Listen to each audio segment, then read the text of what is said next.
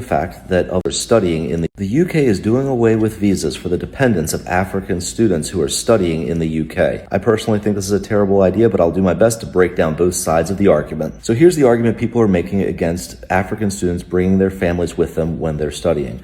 They're claiming that the African students are abusing the visa process and using their education simply as a way to emigrate their entire family into the Western world. They would furthermore point to the fact that of the entire population growth the UK has had from the year 2000 to today, that 85% of that population growth was due to immigration. But this is where I would ask the people from the UK is, do you want your economy to function the way that it's functioning right now? The United Kingdom depends on population growth to fund their social services, to take care of their elderly, and to maintain the economy as it currently exists. That requires immigration, and with the African students, you're getting the most educated and the highest talent level that Africa has to offer. Why would you want to throw that away because you're worried about them bringing their families along?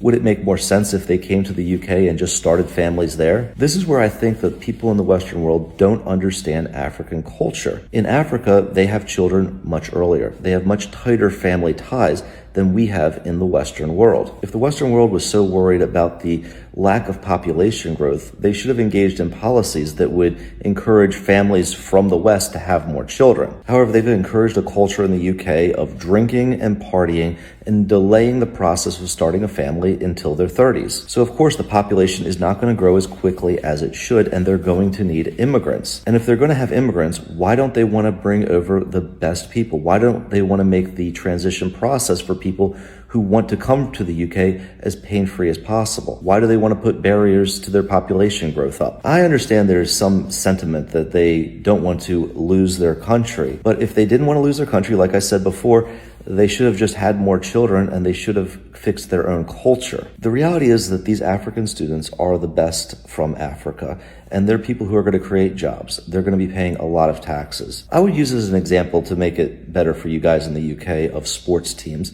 Look at France and the makeup of their national team. It's almost entirely African. If France didn't have access to African talent, they would be somewhere behind the United States in the World Cup standings. So really, the UK has to decide what they're going to do.